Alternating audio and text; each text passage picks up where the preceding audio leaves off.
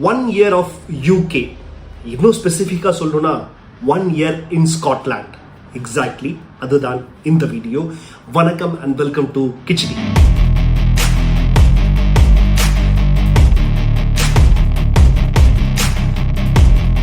So July 11 இந்தியாவிலேருந்து கிளம்புனேன் and London வந்த ஜூலை 22 வரைக்கும் குவாரண்டைனில் இருந்தோம். அதுக்கப்புறம் ஜூலை 22 ஸ்காட்லாண்டில் எடின்பராவில் புது வீட்டுக்கு வந்தேன்.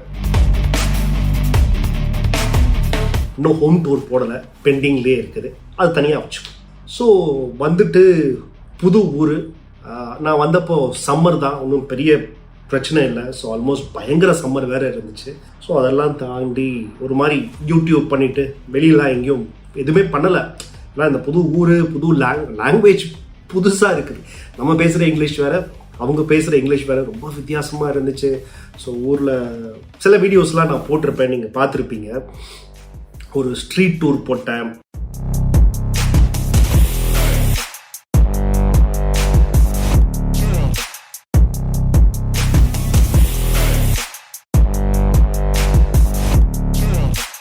இங்கே இருக்கிற வீடுகள் போட்டேன். அதுக்கப்புறம் இன்னும் போடாத சில வீடியோஸ்லாம் இருக்குது.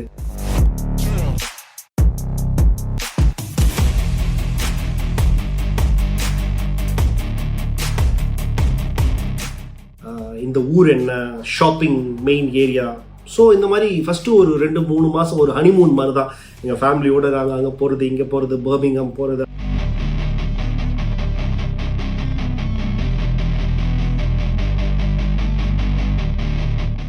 ஸோ இப்படியே போயிடுச்சு. அதுக்கப்புறம் டக்குன்னு டிசம்பர் வின்டர் வந்துருச்சு. ஸோ வின்டர் வந்து ரொம்ப படுத்தி எடுத்துருச்சு. என்னால் இந்த ஊரில் சுத்தமாக இருக்க முடியல. நான் இந்தியா போகணும் அப்படின்ற ஒரு மைண்ட் செட்டுக்கு வந்துட்டேன். இதனால் குடும்பத்தில் பல பிரச்சனைகள் தெரியும்ல. நாங்கள்லாம் இங்கே இருக்கோம், நான் மட்டும் அங்கே போயிட்டு என்ன பண்ணுவேன், இதுக்கு தானே இங்கே வந்தோம். ஸோ பசங்க படிக்கணும், நான் படிக்கணும், ஒய்ஃப் படிக்கணும். ஸோ ஆப்வியஸாக ஏகப்பட்ட பிரச்சனைகள். இதையும் தாண்டி நான் ஷோ வேற பண்ணணும்.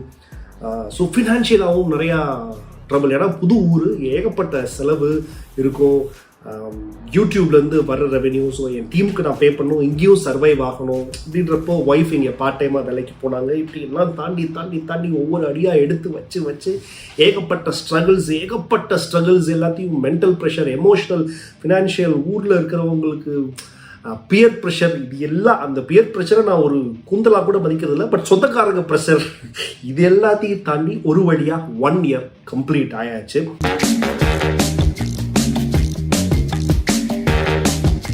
ஒய்ஃப்க்கு ஒரு ஸ்பான்சர்ஷிப்பில் ஃபைனலாக ஒரு இடத்துல ஒரு ஜாபு அப்படின்ற மாதிரியான ஒரு சூழ்நிலையும் வந்துருச்சு. எனக்கும் இங்கே வந்து ஒரு கம்பெனியில் ஒர்க் அப்படின்னு வந்துருச்சு. யூடியூபையும் பண்ணலாம் அப்படின்ற ஒரு எந்தவித பிரச்சனையும் இல்லாமல்.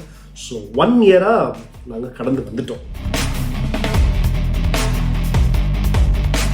ஸோ இந்த 1 year-ல லேர்னிங்ஸ் ப்ளஸ் புதுசாக யாராவது யூகே ஸ்காட்லாண்ட் நிறைய பேர் என்கிட்ட கேட்பாங்க, இங்கே வர்றதை பற்றி சொல்லுங்கள், கொஞ்சம் எக்ஸ்பிளைன் பண்ணுங்க அப்படின்னா சொல்லுவாங்க. ஸோ அவங்களுக்காக தான் இந்த வீடியோ. ஸோ எல்லாருக்கும் ஃபஸ்ட்டு கேட்குற கேள்வி, இங்கே விலைவாசிலாம் எப்படி, நமக்கெல்லாம் செட் ஆகுமா அப்படின்றது. விலைவாசி டெஃபினட்டாக இந்த ஊரில் வந்த ஒரு வருஷத்துக்குள்ள ஏகப்பட்ட பொருட்களோட விலை வந்து பயங்கரமாக கூடிருச்சு. அதுக்கு யூகேவோட எக்கானமி ரொம்ப இப்போ ரீசன்ட் டைம்ஸில் ரொம்பவே டவுனாக இருக்குது. உள்ளூர் மக்களே பயங்கரமான பிரச்சனையை சந்திச்சுட்டு இருக்கிறாங்க. உள்ளூரில் வேலை பார்க்குற பப்ளிக் சர்வீசஸில் வேலை பார்க்குற எல்லாருமே சம்பள உயர்வுக்காக போராடிட்டு இருக்கிறாங்க. இந்த ஒரு வருஷத்தில் மட்டும் ட்ரெயின் ஒர்க்கர்ஸ், மிகப்பெரிய ரயில்வே ஒர்க்கர்ஸ் ஸ்ட்ரைக் பண்ணாங்க, பஸ் ஒர்க்கர்ஸ் ஸ்ட்ரைக் பண்ணாங்க. அதுக்கு பிறகு டீச்சர்ஸ் ஸ்ட்ரைக் பண்ணலாமா அப்படின்ற மாதிரி யோசிச்சுக்கிட்டு இருக்கிறாங்க. ஆல்ரெடி நான் இருக்கிற ஸ்காட்லாண்டில் இந்த குப்பை கலெக்ட் பண்ணுறவங்க, பின் ஒர்க்கர்ஸ்ன்னு சொல்லுவாங்க, அவங்க ஸ்ட்ரைக் பண்ணி ஒரு வாரம் ஊரே நாரி போயிருந்துச்சு. ஹிஸ்ட்ரியிலே இது ஃபர்ஸ்ட் டைம் அப்படின்னு கேள்விப்படுறேன். இப்படி இந்த ஊரில் இருக்கிறவங்களுக்கே இவங்களோட விலைவாசி மிக அதிகம் அப்படின்னு அவங்க எல்லாரும் ஸ்ட்ரைக் பண்ணிக்கிட்டே இருக்கிறாங்க. தங்களோட சம்பள உயர்வுக்காக தொடர்ச்சியாக போராடிக்கிட்டு இருக்கிறாங்க. ஏன்னா விலைவாசி கூடிருச்சு.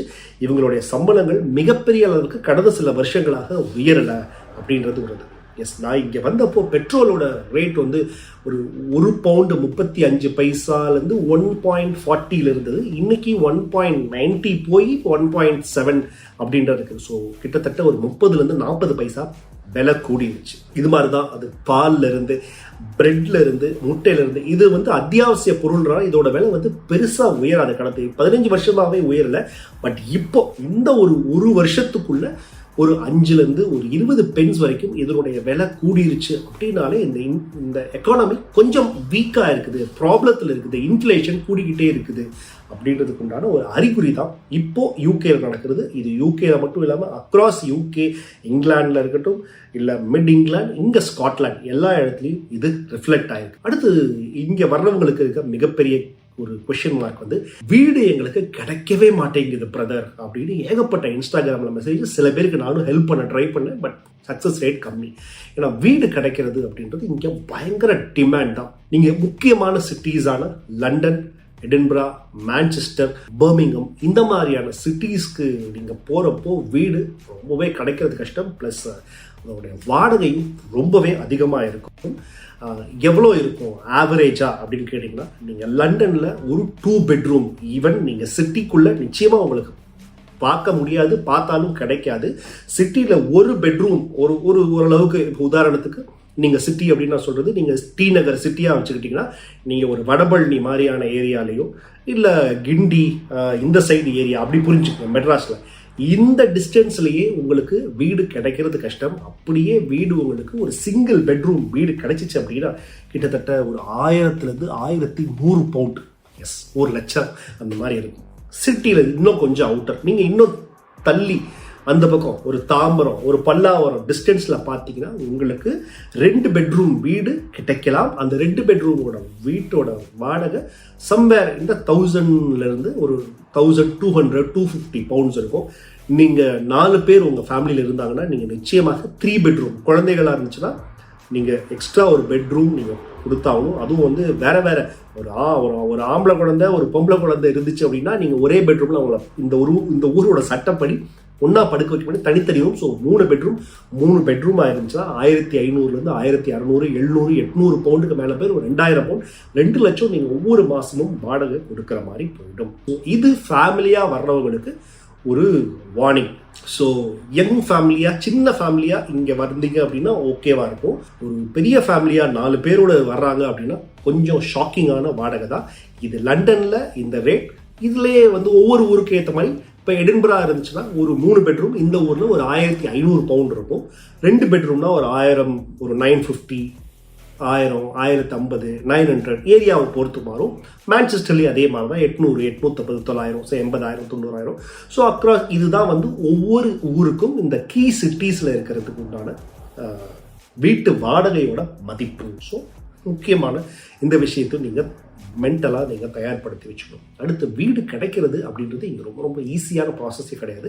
இங்கே வீட்டோட மேக்ஸிமம் ஓனர்ஸ் எல்லாமே அந்த ஏஜென்ட்ஸ் அப்படின்றவங்க தான் வந்து அந்த வீட்டை ப்ராப்பர்ட்டி ஏஜென்ட்ஸ், மேனேஜர்ஸ், அவங்க தான் மேனேஜ் பண்ணுவாங்க. அவங்க தான் நீங்கள் வீடை இந்த மாதிரி எனக்கு வீடு வேணும்னு அவங்கள்ட்ட அப்ளை பண்ணணும். ஆன்லைனில் பார்த்து நீங்கள் அப்ளை பண்ணலாம். அவங்க அதுக்கப்புறம் இந்த வீடை பார்க்குறதுக்குன்னு ஒரு அப்பாயின்மெண்ட் உங்களுக்கு கொடுப்பாங்க. இந்த வீடை பார்த்துட்டு எனக்கு இந்த வீடு பிடிச்சிருக்கு அப்படின்ற பட்சத்தில் நான் இந்த வீடு எனக்கு வேணும் அப்படின்னு நீங்கள் ஒரு மெயில் அனுப்பணும். அதுக்கப்புறம் ஹவுஸ் ஓனராக பார்த்து முடிவு பண்ணி எனக்கு இந்த மூஞ்சியை பிடிக்கல, இந்த மூஞ்சி பிடிச்சிருக்கு, இவன் பேர் எனக்கு பிடிக்கல, இவன் பேர் பிடிச்சிருக்கு அப்படின்னு அவங்களா ஹவுஸ் ஓனராக முடிவு பண்ணி ஏஜென்ட் சொல்லிடுவாங்க. ஏஜென்ட் இல்லை, ஹவுஸ் ஓனர் வேற ஒரு ஆளுக்கு கொடுத்துட்டேன் அப்படின்னு சொல்லுவாங்க. இதுதான் ப்ராசஸ் இந்த ஊரில். ரொம்ப நான் சிம்பிளாக ஜாலியாக சொல்லிட்டேன். பட் இதுக்கு பின்னாடி இருக்கிற பெயின் வந்து பயங்கரமான பெயின். நிறைய ஸ்டூடெண்ட்ஸுக்கு அப்பார்ட்மெண்ட் கிடைக்காம ஷேரிங் அப்பார்ட்மெண்ட்டில் தான் நிறைய ஸ்டூடெண்ட்ஸ் இருப்பாங்க. இங்கே நிறைய ஸ்டூடெண்ட்ஸ் படிக்க வர்றாங்க. அவங்களுக்கு இது ஒரு மிகப்பெரிய ஸ்ட்ரகிள் தான். நிறைய சைட்ஸ் எல்லாம் இருக்குது, ஃபேஸ்புக்கில் குரூப்ஸ் இருக்குது. அதில் எல்லாரும் கலந்துக்கிட்டு ஜாயின் பண்ணி வீடு இருக்கா நிறைய. நான் எடின்பரா இந்தியன்ஸ்ன்ற ஒரு குரூப் இருக்குது, Edinburgh students, Indian students in Edinburgh, Indian students in Glasgow இப்படின்லாம் ஃபேஸ்புக்கில் குரூப் இருக்குது. அங்கெல்லாம் நீங்கள் ஜாயின் பண்ணிட்டீங்க அப்படின்னா உங்களுக்கு மேபி ஏதாவது ஒரு லீடில் ஏதாவது ஒரு ஃப்ரெண்ட்ஸு யாராவது ஒருத்தங்க கேட்டு வீடு கிடைக்கிறதுக்கு சான்ஸ் இருக்குது. ஸோ வீடு கிடைக்கிறது அப்படின்றது ரொம்ப ரொம்ப டஃப் தான். யாராவது இங்கே உங்களுக்கு தெரிஞ்சவங்க, உங்கள் ஃப்ரெண்ட்ஸு, இல்லை ஆல்ரெடி உங்களோட ரிலேட்டிவ்ஸு, இல்லை உங்களோட கொலீக்ஸ் இங்கே ஆல்ரெடி வந்து வீடு இருக்குன்னா அவங்க மூலமாக வீடு வாங்குறது ஓரளவுக்கு பாசிபிலிட்டிஸ் இருக்கு. நான் இவரு எனக்கு தெரியும் சார், எனக்கு ராமசாமியை தெரியும், அவர் நம்ம ஊருக்காரர் தான், நல்ல மனுஷன், நல்ல குடும்பம், பிரச்சனை எல்லாம் பண்ண மாட்டாரு, சரக்கு போட்டு சலபல் பண்ண மாட்டாரு அப்படின்னு அவர் ஒரு கேரண்டி மாதிரி அந்த ஹவுஸ் ஓனர் மூலமாக போனால் வீடு கிடைக்கிறதுக்கு சான்ஸ் இருக்குது. இப்போ என்னோட ஃப்ரெண்டே இன்னொருத்தங்க இந்தியாவிலேருந்து வந்திருக்கிறாங்க. இன்னொரு ஃப்ரெண்டு லண்டன் சைடு தான் நடந்தது. அவர் மூலமாக அவருக்கு வீடு கிடைச்சது ஒரு பெரிய ஆச்சரியமாக நாங்கள் எல்லாம் பார்த்தோம். பாரியா நீ ஃப்ளைட் விட்டு இறங்கணுன்னே வீட்டுக்குள்ளே வந்துட்டியா அப்படின்ற மாதிரி ரேராக சில சமயம் நடக்கலாம்.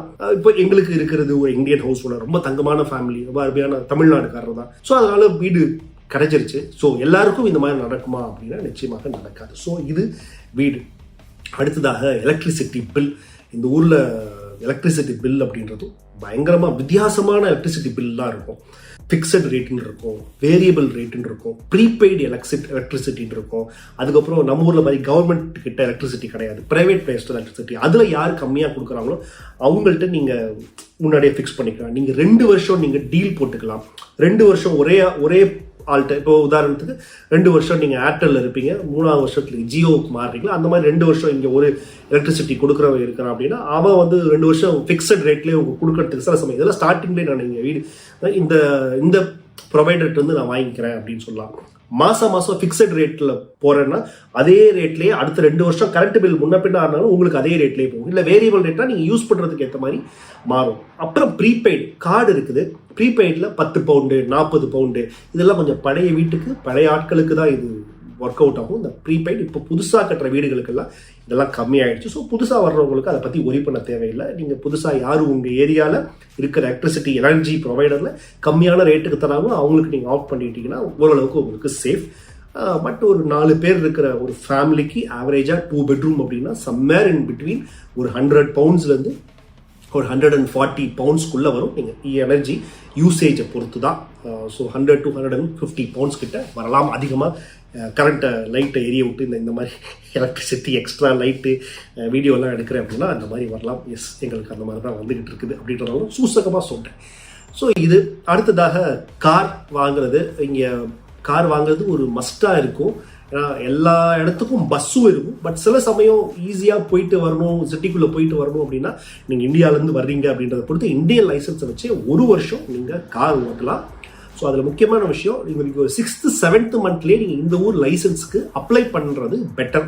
நான் தப்பு பண்ணிட்டேன், அதனால் இப்போ என்னால் கார் ஓட்ட முடியாது. நான் 1 இயர் லைசன்ஸ் முடிச்சுட்டேன், அதனால் இனிமேல் இந்தியன் லைசன்ஸ் வச்சு ஓட்ட முடியாது. இனிமேல் நான் காரையும் வச்சிருந்த காரை வித்துட்டேன். ஸோ நான் இப்போ யூகே லைசன்ஸை நான் ப்ரொவிஷனலாக வாங்கி அதுக்கப்புறம் தான் நான் காரை இனிமேல் வாங்க முடியும். ஸோ நான் பண்ண தப்ப புதுசாக வர்றவங்க பண்ண வேணாம். ஸோ ஒரு 6 மந்த்ஸ் கழிச்சு இந்த ஊரை எப்படின்றது கற்றுக்கு டக்குன்னு ஒரு 1 மந்த் கிளாஸ் போயிட்டீங்க. ஆல்ரெடி ஊரில் நீங்கள் ஓட்ட தெரியுன்னா ஒரு 1 மந்த் லோக்கல் டிரைவிங் கிளாஸ் போயிட்டு தியரி டெஸ்ட்லாம் எழுதி அடுத்த ஒரு 6 மந்த்ஸ் ப்ராசஸ் வச்சுக்கிட்டா 6 மந்த்ஸுக்குள்ளே லைசன்ஸ் உங்களுக்கு கிடைக்கிறதுக்கு வாய்ப்பு இருக்குது. ஸோ அதனால் புதுசாக வர்றவங்க முதல் 6 மாதம் உங்கள் இந்தியன் லைசன்ஸை ஓட்டிட்டு 6ஆவது மாதத்துலேயே இதுங்க. அதுக்கப்புறம் முக்கியமான விஷயம் சொல்ல மறந்துட்டேன், கவுன்சில் டேக்ஸ். நீங்கள் எந்த ஏரியாவில் இருக்கிறீங்க அப்படின்னா நீங்கள் அந்த கவுன்சிலுக்கு நம்ம ஊர் கார்பரேஷன் டேக்ஸ் மாதிரி தான், பேசிக்காக தான். நம்ம ஊரில் பொதுவாக கார்பரேஷன் டேக்ஸை, அந்த டேக்ஸ், தண்ணி வரி இதெல்லாம் யார் கட்டுவாங்கன்னா அந்த ஹவுஸ் ஓனர் கட்டுவார். இங்கே அப்படி கிடையாது. அந்த வீட்டில் யார் குடியிருக்கிறாங்களோ அவங்க தான் டேக்ஸை கட்டணும். இந்த கவுன்சில் டேக்ஸ் அப்படின்றது மாதம் உங்களுக்கு ஒரு டேக்ஸ் அப்படின்னு வரும். நீங்கள் வருஷத்துக்கு இவ்வளோன்னு வரும். ஸோ இதை வச்சு தான் இந்த டேக்ஸ் நீங்கள் கட்டலை அப்படின்னா பெரிய ஃபைன் போட்டு பெரிய பிரச்சனையாக பண்ணி விட்ருவாங்க. அதனால் உங்களுக்கு எந்த கரண்ட் வராது, தண்ணி வராது, இதெல்லாம் கட் பண்ணி விட்ருவாங்க.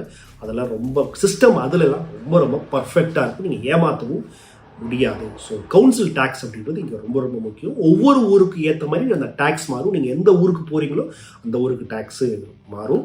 கடந்த 1 வருஷத்துக்கு கிடையாது. ஸ்டூடெண்ட்டாக இருந்து எப்போ அவங்க வேற ஒரு ஜாபுக்கெல்லாம் போயிட்டாங்க அப்படின்னா அப்போலேருந்து அவங்களுக்கு டேக்ஸு அப்ளை ஆகும். ஸோ 1 வருஷம் இங்கே எடின்பராவில், ஸ்காட்லாண்டில் பொதுவாக ஸ்டூடெண்ட்ஸ்க்கு கவுன்சில் டேக்ஸ் கிடையாது. அதுவே லண்டன் சைடோ இல்லை அந்த சைடெலாம் இருந்தாங்க அப்படின்னா அவங்களுக்கு 50% டிஸ்கவுண்ட்டோட கவுன்சில் டேக்ஸ் கட்டணும் அப்படின்ற மாதிரியான ரூல்ஸ் அண்ட் ரெகுலேஷன்ஸ் இந்த நாட்டில் இருக்குது. அடுத்து நீங்கள் இங்கிலாந்து சைடு இருந்தீங்கன்னா ஒரு டாக்டர் உங்களுக்கு மருந்து எழுதி கொடுக்குறாங்கன்னா அந்த மருந்துக்கு ப்ரிஸ்கிரிப்ஷனுக்கு நீங்கள் பே பண்ணி தான் மருந்து வாங்குற மாதிரி இருக்கும். பட் ஸ்காட்லாண்டில் நாங்கள் இருக்கிறதுனால எங்களுக்கு வந்து மருந்து ஃப்ரீ.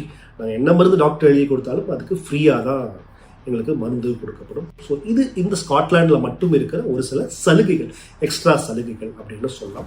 அது பிறகு பஸ் இருக்குது. ஒரு சிங்கிள் டிக்கெட்டுக்கு 1 பவுண்ட் 80 பைசா. அதெல்லாம் நீங்கள் வந்து அப்படியே கற்றுப்பீங்க. ஸோ கார் பற்றி சொல்லிட்டு இருந்தேன். ஸோ காரை எடுத்துக்கிறது பெட்டர். அண்டு கவுன்சில் டேக்ஸ் இதெல்லாம் தான் நீங்கள் அடிப்படையாக தெரிஞ்சு வச்சுக்க வேண்டிய, நீங்கள் உதாரணத்துக்கு ஸ்காட்லாந்து வரீங்களோ இல்லை இங்கிலாந்து வரீங்களோ, அடிப்படையாக உங்கள் மைண்டில் ஃபிக்ஸ் ஆகிருக்க வேண்டிய ஒரு விஷயங்கள். அடுத்ததாக லேர்ன் பண்ணிக்க வேண்டிய விஷயங்கள். அடுத்ததாக முக்கியமான விஷயம் இந்த டாக்குமெண்டேஷன். கவர்மெண்ட் சைட்லேருந்து வர எல்லா டாக்குமெண்டேஷனையும் நீங்கள் சேர்த்து வச்சுக்கிட்டே வரணும். அது ஏன் அப்படின்னு எனக்கு புரியல. ஆன்லைனில் எல்லாமே இருக்குது, பட் ஆனால் போஸ்ட் உங்களுக்கு வந்துக்கிட்டே இருக்கும். இந்த போஸ்டல் டாக்குமெண்ட்ஸ் எல்லாத்தையும் NHS சொல்ல போகிற நேஷனல் ஹெல்த் சர்வீசஸ் நீங்கள் ரெஜிஸ்டர் பண்ணணும். இந்த ஊருக்கு வந்த உடனே நீங்கள் ரெஜிஸ்டர் பண்ணி வச்சுக்கணும். இந்த அட்ரஸில் இருக்கிற அப்படின்னா உங்களுக்கு ஒரு ஹாஸ்பிட்டல் அலாட் பண்ணிடுவாங்க. உங்கள் ஏரியாவில் இருக்கிற ஒரு ஹாஸ்பிட்டல் அலாட் பண்ணிடுவாங்க. அந்த ஹாஸ்பிட்டலில் தான் உங்களுக்கு நினைச்ச ஹாஸ்பிட்டலுக்குலாம் போக முடியாது. எமர்ஜென்சியாக இருந்தால் மட்டும்தான் அதுக்குன்னு ஒரு ஹாஸ்பிட்டல், பெரிய ஹாஸ்பிட்டல் இருக்கும். மற்றபடி கிளினிக் பக்கத்தில் அரசு, நம்ம ஊரில் இருக்கிற பிரைமரி ஹெல்த் சென்டர் மாதிரி வச்சுக்கோங்களேன். இந்த ஆரம்ப சுகாதார நிலையத்தை உங்களுக்கு அர்ஜென்ட்டுக்காக இருக்கிற எல்லாத்துக்குமே அங்கே தான் நீங்கள் போக முடியும் அப்படின்றதையும் நீங்கள் மைண்டில் வச்சுக்கணும். ஐயோ அப்படின்ற மாதிரி.